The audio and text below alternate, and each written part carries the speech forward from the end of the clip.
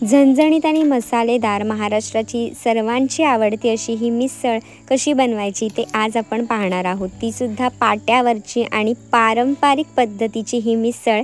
चला पाहूयात।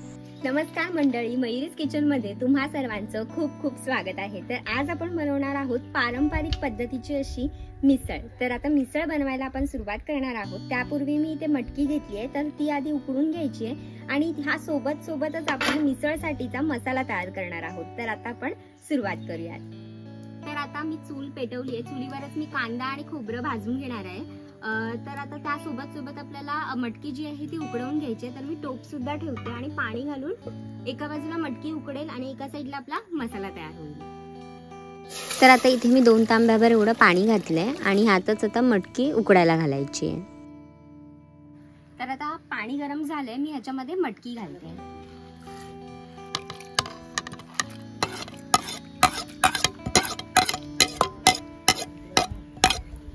आता ह्यामध्ये मी चवीनुसार मीठ घालणार आहे आणि पाव चमचाभर एवढी हळद घालायची आणि मटकीला सुंदर असा रंग येईल त्याच्यामुळे मी इथे हळद वापरली आहे। आणि छान हे मिक्स करून 25 ते 30 मिनिटांसाठी उकळी काढून घ्यायची, म्हणजे मटकी जी आहे ती व्यवस्थित शिजली जाते।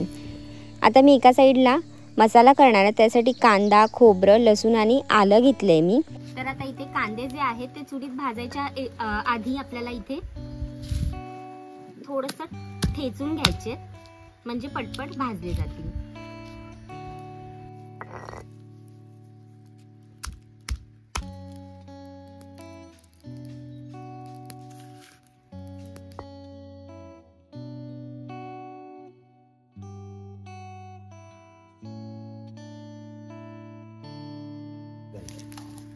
आता मी इथे सर्व बाजूंनी व्यवस्थित छान बाहेरून काळसर होईपर्यंत हा जो कांदा आहे तो छान भाजून घेणार आहे।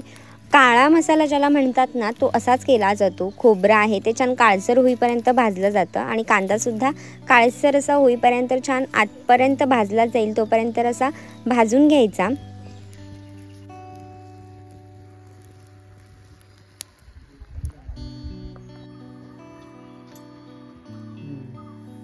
तर आता इथे कांदा भाजून झालाय, तो काढून घेते।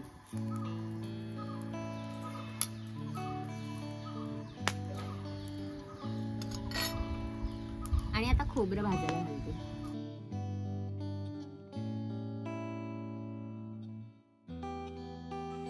खोबरं भाजायला फार वेळ लागत नाही, पटपट हे भाजलं जातं, त्याच्यामुळे अगदी 2 ते 3 मिनिटात हे भाजलं जातं। जर तुम्ही मयुरीज किचनला अजूनपर्यंत सबस्क्राईब केलेलं नसेल तर लगेच जा सबस्क्राईब करा आणि बेल आयकॉनवर क्लिक करायला विसरू नका, म्हणजे जेव्हा केव्हा मी माझी नवीन रेसिपी अपलोड करेल तेव्हा तुम्हाला त्याचं नोटिफिकेशन मिळेल।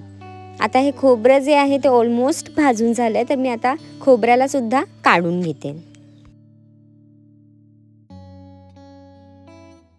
तर आता इथे कांदा जो आहे त्याच्यावरची जी साल आहे जी काळी झाली आहे ती काढून घ्यायची आहे।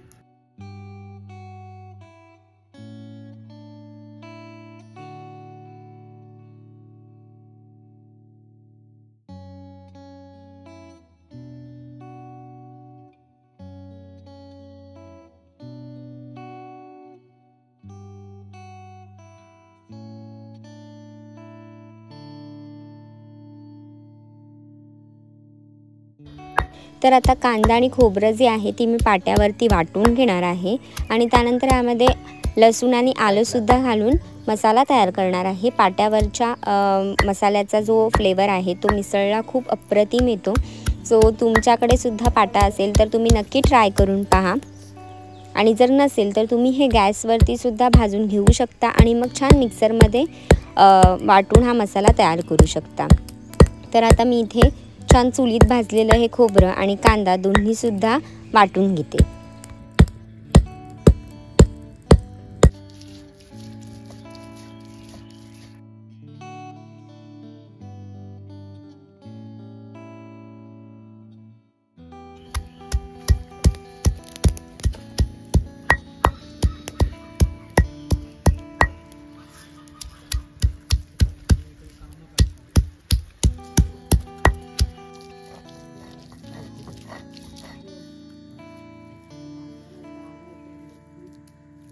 तर आता इथे मसाला बनवून तयार झालाय। तर आता आपण मिसळ बनवायला सुरुवात करूयात। आता इथे मटकीसुद्धा छान अशी शिजून तयार झालेली आहे। तर आता मी ही उतरवून घेणार आहे आणि हातली मटकी जी आहे ती वेगळी काढून हातलं जे पाणी आहे ते मिसळच्या कटासाठी वापरायचं। छान उकळी आली आहे, तर हे उतरवून घेते आणि आपण कढईमध्ये फोडणी देणार आहोत।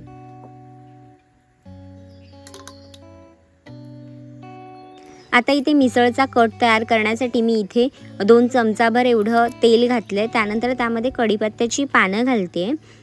तेल तुम्ही कमी जास्त करू शकता, पण तेलाचा वापर थोडासा जास्त करायचा, म्हणजे कट जो आहे ना तो खूप सुंदर येतो। आता इथे मी अर्धा चमचाभर एवढी मोहरी घालते। त्यानंतर इथे मी जिरं घालते, ते सुद्धा अगदी पाव चमचाभर एवढं घातले। आणि आता ही जी फोडणी आहे ती छान तडतडू देणार आहे। फोडणी तडतडली की ह्यामध्ये मी एक मोठा आकाराचा टोमॅटो होता तो चिरून इथे घातलेला आहे आणि आता टोमॅटोला सुद्धा हलकासं परतून घ्यायचं।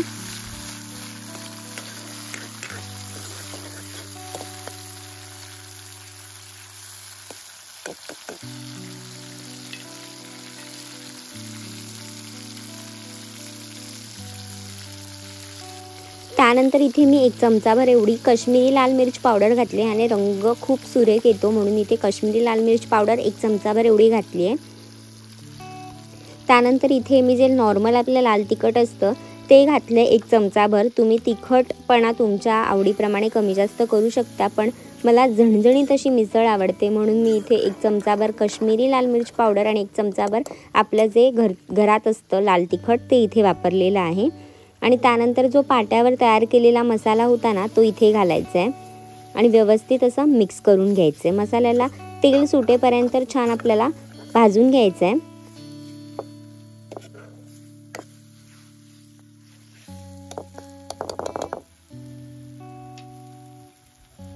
आता मी ह्यामध्ये गरम मसाला घालते 1.5 चमचाभर एवढा। हा घरगुती आहे, जर हा तुमच्याकडे नसेल, तुमच्या घरी बनवत नसेल तर तुम्ही काय करायचं, गरम मसाला जो बाजारात मिळतो तो 1 चमचाभर आणि 1 चमचाभर धणेपूड ह्याच्यामध्ये घातलात तरीसुद्धा सिमिलरच टेस्ट येईल। तर आता हे गरम मसाला घालून मी व्यवस्थित एकदा मिक्स करून घेते।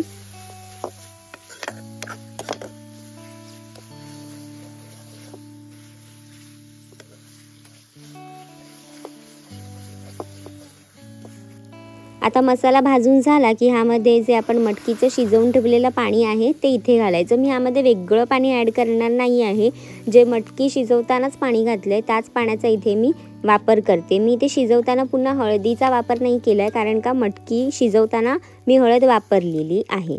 तर आता मी तेच पाणी इथे घातलं आहे आणि कन्सिस्टन्सी ॲडजस्ट करायची, जेवढं पातळ घट्ट हवं असेल तेवढं आपण ह्याच्यामध्ये पाणी ॲड करायचं आणि मस्त अशी उकळी काढून घ्यायची, अगदी दणदणीत अशी उकळी काढायची, म्हणजे छान असा मिसळचा कट जो आहे तो तयार होतो। तर आता मी अजून वरतून पाणी घालते। तुम्ही मसाला जेवढा घालाल त्या प्रमाणामध्ये पाणी ॲडजस्ट करायचं।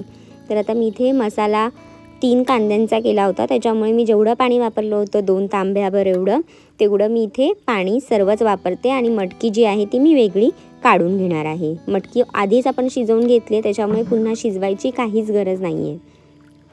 जर तुम्ही लगेच खाणार असाल अगदी तर ह्याच्यामध्ये शिजवून घेतलात तरीसुद्धा चालेल। रंग खूप सुरेख आला। आता मी सुंदर असं उकळी काढून घेते। त्यापूर्वी मी आता याच्यामध्ये कोथिंबीर घालते आहे बारीक चिरलेली आणि चवीनुसार मी मीठ घालणार आहे। आता मिठाचा वापर पाणी आपण उकळत असताना सुद्धा केलेला आहे, त्याच्यामुळे थोडासा जपून इथे मीठ घालायचं आहे। मी 1 चमचाभर एवढंच इथे मीठ घातलं आहे, अजून फार मीठ घातलेलं नाही आहे। तर आता उकळी काढून घेते हे सर्व मिक्स करून, म्हणजे आपली मिसळ जी आहे ती खाण्यासाठी तयार होईल।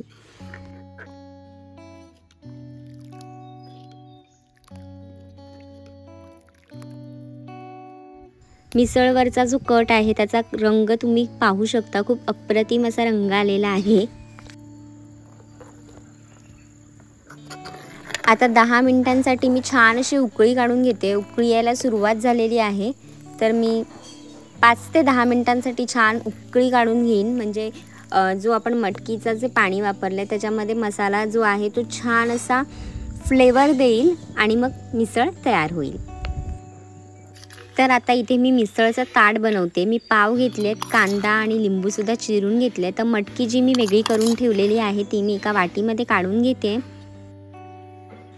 आणि आत्ता मी तुम्हाला इथे मिसळची जी तर्री आहे ती तुम्हाला दाखवते. इतकी सुंदर तर्री याच्यावरती आली आहे. परफेक्ट रंग तर अगदी सुरेख आला आहे. तर आता मी एका पेल्यामध्ये काढून घेते.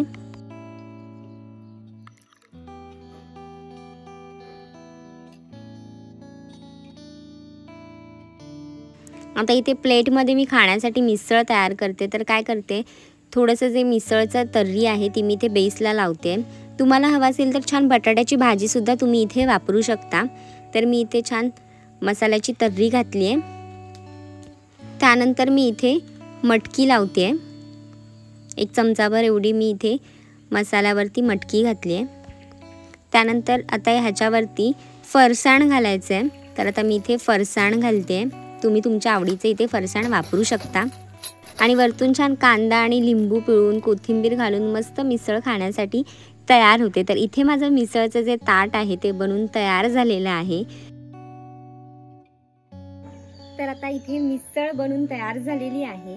तुम्हाला माझी रेसिपी आवडली असेल तर मला कमेंट करून नक्की सांगा.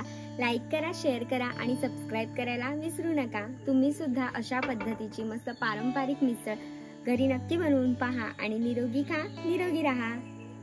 तर मस्त तर्रीला तर सुंदर असा रंग आलाय. तर मस्त असा मटकीवरती छान अशी तर्री घालायची, फरसाण घालायचं, मटकी घालायची आणि वरतून कांदा आणि मस्त लिंबू पिळायचं आणि मस्त अशी झणझणीत अशी ही मिसळ आता मी खाऊन पाहते.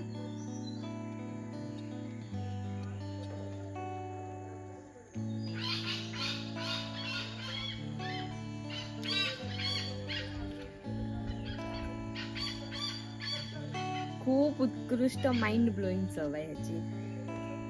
तुम्ही नक्की बनवून पहा.